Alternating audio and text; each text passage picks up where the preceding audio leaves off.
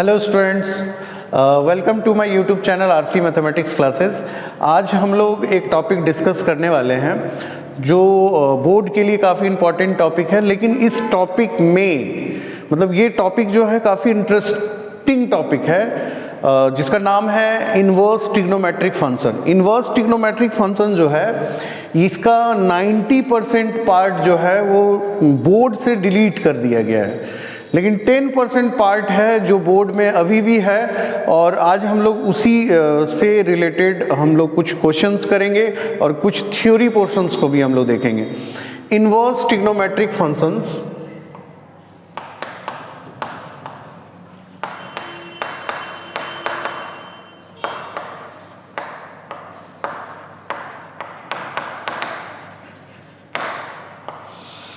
Inverse trigonometric functions के बारे में हम लोग एक चीज़ तो जानते हैं कि कोई भी फंक्शन, जैसे एक सिंपल सा हम लोग एग्जांपल लेते हैं कि मान लेते हैं कोई एक फंक्शन है, if consider as a function f x equals to sine x, तो we know that the domain of this function, इस फंक्शन का जो डोमेन होता है वो ऑल रियल नंबर होता है और इसका जो रेंज होता है वो होता है -1 से +1। और ये भी जानते हैं कि ये जो फंक्शन है ये 1-1 फंक्शन नहीं होता है। ये क्या होता है? ये एक मिनी वन फंक्शन है, क्योंकि बहुत सारा जो इसका वैल्यूज़ है, मतलब जो आउटपुट है, जो रेंज में जो वैल्यूज़ है वो रिपीट करता है। क्यों? क्योंकि जो भी ऑल रियल नंबर्स में हम लोग कुछ भी वैल्यूज़ डालेंगे तो वो हमेशा -1 से +1 के बीच में आएगा। ओके, तो हम लोग how can you say that कि it is an invertible function. अब जैसे यहाँ पर कोई भी रियल नंबर हम लोग लेंगे तो इसका जो भी वैल्यू आएगा वो, जैसे हम लोग साइन एक्स ले लिए तो 0 पे 0 होता है, पाई पे 0 होता है, 2 पाई पे 0 होता है, 3 पाई पे 0 होता है। तो ये सब में इसका वैल्यू जो है ये it is many one function. ये क्या हो गया? Many one function. तो एक फंक्शन को इन्वर्टिबल होने के लिए, एक फंक्शंस को इन्वर्टिबल होने के लिए जो सबसे मेन जो दो चीज़ है, at first it must be 1-1 and on to.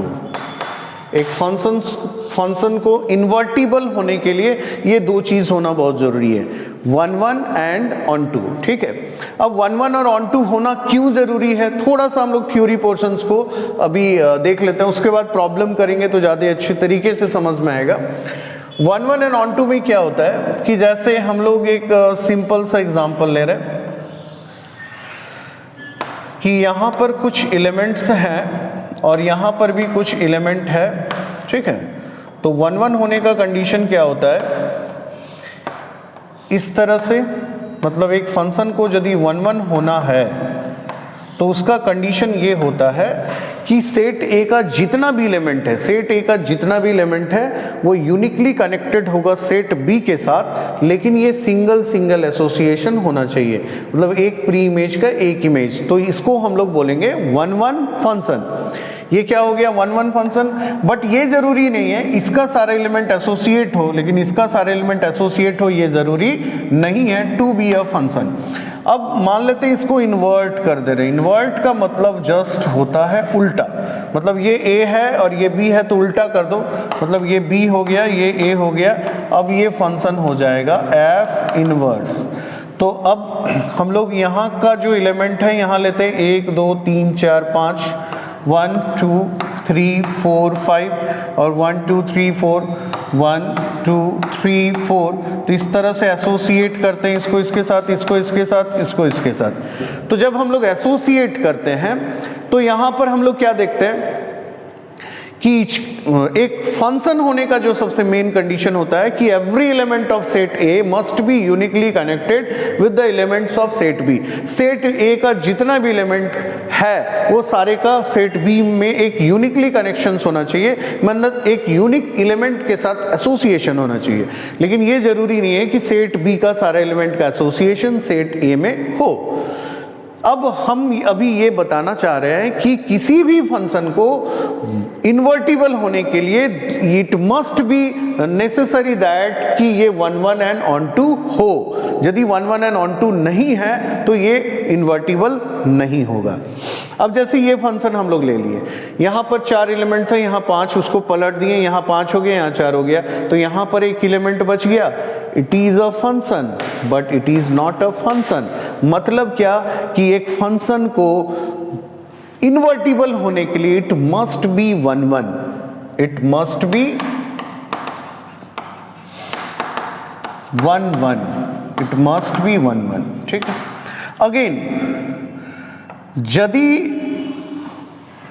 कोई फंक्शन इस तरह से दिया हुआ है onto 1 2 3 4 A B, onto का कंडीशन होता है कि इसका सारा एलिमेंट का एसोसिएशन इसमें हो। मान लेते हैं हम लोग ऐसे ले लेते हैं कि ये इसके साथ एसोसिएट है और ये भी इसके साथ एसोसिएट है, ये इसके साथ एसोसिएट है, ये इसके साथ एसोसिएट है ना। मान लेते हैं इस तरह से ये एसोसिएटेड है। तो यहाँ पर हम लोग क्या देख रहे हैं, यहाँ पर हम लोग क्या देख रहे हैं कि ये फंक्शन ऑन टू है। ऑन टू का मतलब क्या होता है कि सेट बी में जितने भी एलिमेंट्स होंगे सेट बी में, वो must be connected with the elements of set A. Set ए के एलिमेंट के साथ कनेक्ट होना चाहिए। अब इसको हम पलट दे रहे हैं, ये ऑन टू है, यहाँ पर कोई भी एलिमेंट बच नहीं रहा है, इसको हम लोग पलट दे रहे हैं। मतलब इस तरह से हम लोग लिखेंगे, ये B है, ये A है, तो यहाँ पर 3 एलिमेंट्स, यहाँ 4 एलिमेंट्स 1 2 3 एंड 4, तो इस तरह से ये एसोसिएशन हो रहा है, ये इसके साथ फिर ये इसके साथ, और ये F इनवर्स। अब हम लोग एक फंक्शन होने का जो कंडीशन था, कंडीशन ये है कि every element of set A must be uniquely connected with the element of set B, but it is not necessary that every element of set B has an association in set A। ये function होने का condition है। Again यहाँ पर हम लोग क्या दिखे कि सेट बी का सारा एलिमेंट का एसोसिएशन सेट ए में है, मतलब ये ऑन टू फंक्शन है। लेकिन इसको जैसे हम लोग पलट दिए, ठीक है, जैसे हम लोग पलट दिए तो ये क्या है, ये 2 प्री इमेज का एक इमेज हो सकता है, लेकिन एक प्री इमेज का 2 इमेज कभी नहीं होगा। मतलब क्या है कि ये फंक्शन ऑन टू है लेकिन ये फंक्शन 1 1 नहीं है। इसीलिए हम लोग बोलेंगे कि ये 1 1 होना जरूरी है और it must be onto, it must be onto. मतलब ये 1 1 भी होना जरूरी है और ऑन टू भी होना जरूरी है, क्योंकि 1 1 और ऑन टू यदि नहीं होगा तो फिर फंक्शन मेरा इन्वर्टिबल कभी नहीं होगा, है ना। तो अब यहाँ पर सवाल ये उठता है कि ये जो फंक्शन है f(x) equals to sin x, ये it is many one function. ये जो फंक्शन है ये क्या है, it is a many one function. तो how can you convert it, इसको हम लोग कन्वर्ट कैसे करते हैं, तो अंडर सम कंडीशंस हम लोग इसको कन्वर्ट कर सकते, इन्वर्ट कर सकते, सॉरी इन्वर्ट कर सकते हैं। कैसे, तो यदि f(x) इक्वल्स टू हम लोग साइन इनवर्स x लेते हैं तो अब इसका डोमेन और रेंज चेंज हो जाता है। इसका जो डोमेन होगा वो होगा -1 से 1। इसका डोमेन क्या होगा, डोमेन जस्ट चेंज होगा। इसका जो रेंज होता है, इसका जो रेंज होगा वो होगा -π/2 से +π/2 के बीच में।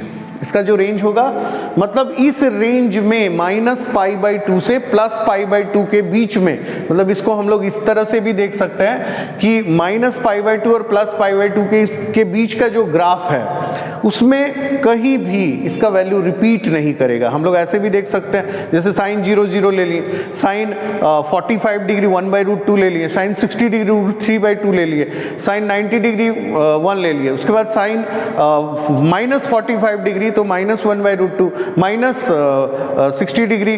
तो इस तरह से क्या हो रहा है कि ये माइनस वाला में माइनस वैल्यू आएगा, प्लस वाला में प्लस वैल्यू आएगा।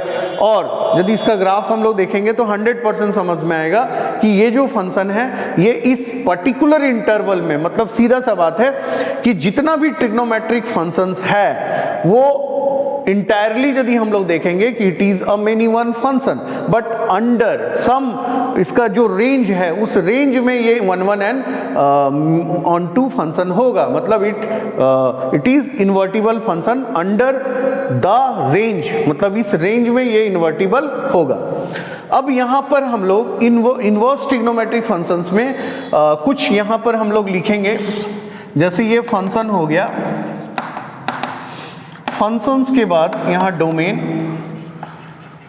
और उसके बाद हम लोग रेंज करेंगे, और ये जो है बस यही है बोर्ड के सिलेबस में, इसी से रिलेटेड क्वेश्चंस पूछा जाएगा, principal values and domain and range, बस इसी से रिलेटेड बोर्ड में क्वेश्चंस रहेंगे, क्योंकि इसका जो properties of inverse trigonometric function है उसको डिलीट कर दिया गया है। ओके, तो फंक्शन में यहाँ पर साइन इनवर्स एक्स है, इसका डोमेन हम लोग लिख लिए, इसका डोमेन क्या हो गया -1 से 1, और इसका जो रेंज हो गया वो हो गया -π/2 से +π/2।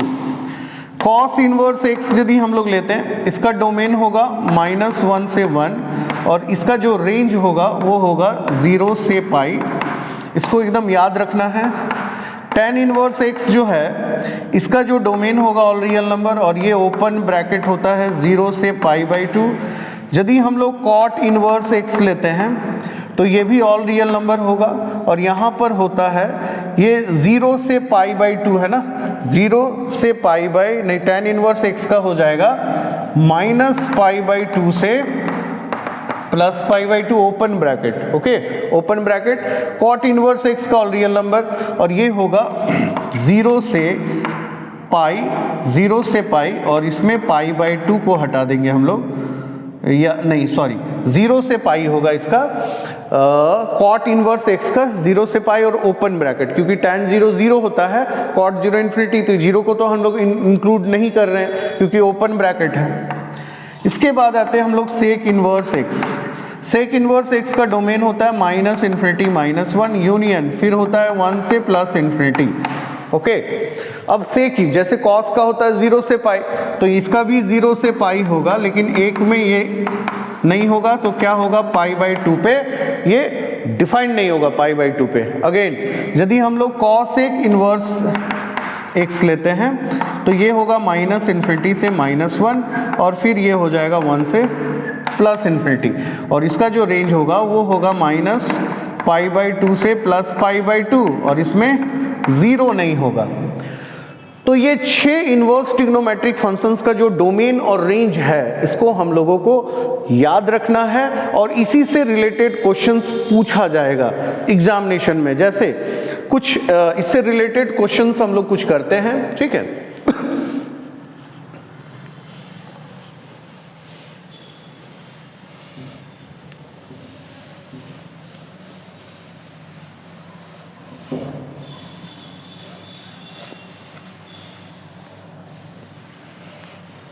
इससे रिलेटेड कुछ क्वेश्चंस हम लोग करते हैं, उसके बाद हम लोग देखेंगे इससे रिलेटेड सिर्फ डोमेन और रेंज का क्वेश्चन हम लोग कैसे करते हैं। सबसे पहले तो हम लोग प्रिंसिपल वैल्यू से रिलेटेड क्वेश्चंस देखेंगे, मतलब इसमें जो प्रिंसिपल वैल्यू का मतलब ये हो गया कि इस रेंज में यदि कोई वैल्यू आता है that is called principal value, तो हम लोग उससे रिलेटेड कुछ क्वेश्चंस देखते हैं। एट फर्स्ट जैसे साइन इनवर्स 1/2, इसका वैल्यू क्या होगा, तो इसको हम लोग थीटा मान लिए, इसको क्या मान लिए, थीटा मान लिए। तो साइन थीटा 1/2, और साइन थीटा 1/2 साइन 30 डिग्री मतलब π/6, तो थीटा हो गया π/6। अब देखना क्या है कि ये π/6 उस इंटरवल पे है, हाँ है, तो ये है -π/2 से +π/2 के बीच में, इसका मतलब ये इसके रेंज में है, दैट इज कॉल्ड ये प्रिंसिपल वैल्यू। अगेन साइन में ही हम लोग नेगेटिव ले लेते हैं, तो ये थीटा हो गया, तो हम लोग लेंगे यहाँ पर sine theta that is equals to -1/2। Sine theta कितना हो गया, -1/2। अब साइन थीटा इक्वल्स टू -1/2, तो यहाँ लिखेंगे साइन -π/6, और साइन में क्या होता है कि नेगेटिव को हम लोग अंदर डाल सकते हैं, तो नेगेटिव को अंदर डाल दिए तो थीटा हो गया -π/6 which is also belongs to -π/2 to +π/2। तो इसका मतलब ये प्रिंसिपल वैल्यू हो गया, पी भी मतलब प्रिंसिपल वैल्यू। तो ये तो था कि साइन में यदि कोई फंक्शंस रहा तो इस तरह से हम लोग प्रिंसिपल वैल्यू, लेकिन ऐसा नहीं कि इतना सिंपल प्रॉब्लम बोर्ड में पूछा जाएगा। ऐसा होगा कि एक साइन में दे देगा, एक कॉस में दे देगा, एक सेक में दे देगा, एक कॉसेक में दे देगा, सबको एक साथ अटैच करके 4-5 फंक्शन से एक साथ दे देगा और वो 1 या 2 मार्क्स का ही क्वेश्चन रहेगा। If we take cos inverse 1/2 that is equals to theta, cos inverse 1/2 that is equals to theta, तो cos theta equals to 1/2, sine 30 degree 1/2 होता है, cos 30 डिग्री √3/2, तो cos 60 डिग्री 1/2 हो जाएगा। तो यहाँ पर लिखेंगे cos π/3, तो थीटा इक्वल्स टू कितना हो गया π/3, और ये हो गया इसका जो रेंज होगा वो होगा 0 से पाई, ये रेंज हो गया। तो प्रिंसिपल वैल्यू हो गया क्योंकि इसके अंदर में ही है ये। अब थोड़ा सा चेंज करते हैं, जैसे cos इनवर्स -1/2 और थीटा है, तो ये हो जाएगा cos थीटा इक्वल्स टू -1/2, और cos में क्या होता है कि नेगेटिव अंदर नहीं जाता है, तो यहाँ पर cos को बाहर ही हम लोग नेगेटिव को रखेंगे बाहर, और cos में और cot में बस ये 2 चीज़ को याद रखना है, बाकी तो जितना भी है उसमें नेगेटिव को हम लोग अंदर लेके कर सकते हैं। cos और cot में करना क्या है कि ये नेगेटिव नहीं जाएगा, तो हम लोग क्या करेंगे, नेगेटिव जब अंदर नहीं जाएगा तो इसको चेंज कर देंगे, क्या लिखेंगे cot π-π/3, तो cos π-π/3 मतलब 180 माइनस थीटा, सेकेंड क्वाड्रेंट, और सेकेंड क्वाड्रेंट में cos क्या होता है, नेगेटिव होता है ना, तो इसके जगह ये लिख सकते हैं। अब थीटा का नया वैल्यू आ गया 3π - π, तो यहाँ 2π/3। अब देख लेंगे कि ये कितना है, तो ये 2 और ये 180, तो ये 6 मतलब 120 हो गया, तो 120 0 और 180 के बीच में, मतलब ये इस इंटरवल पे है, तो इसका मतलब ये प्रिंसिपल वैल्यू हो गया, है ना। तो ये हो गया cos। अगेन हम क्या बोले, cot में भी इस तरह से होगा, कहीं पर ऐसा लिखा हुआ है कि cot inverse -1/√3 that is equals to theta, तो cot थीटा इक्वल्स टू क्या होगा -1/√3। तो cot में क्या होता है कि -1/√3 है ना, -1/√3, तो हम लोग tan 30 लेते हैं 1/√3, tan 60 लेते हैं √3, तो tan 60 √3, तो cot 60 हो जाएगा 1/√3। तो यहाँ पर भी हम लोग नेगेटिव को अंदर नहीं करेंगे, -cot π/3। अब ये नेगेटिव यदि अंदर नहीं जाएगा तो क्या होगा, यहाँ लिखेंगे cot π - π/3, तो थीटा कितना हो गया 2π/3, मतलब सेम हो गया 180, तो 120 हो जाएगा, और ये 0 से पाई के बीच में है।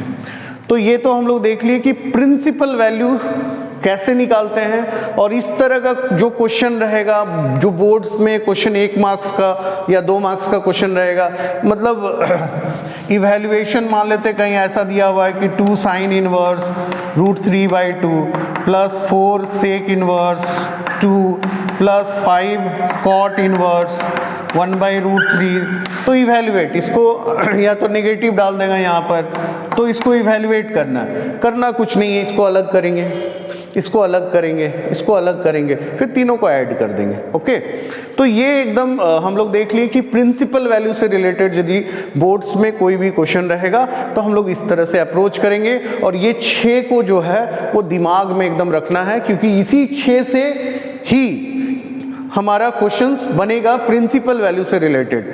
अब हम लोग इसके बाद नेक्स्ट वीडियो में डोमेन और रेंज से रिलेटेड क्वेश्चंस लेके आएंगे।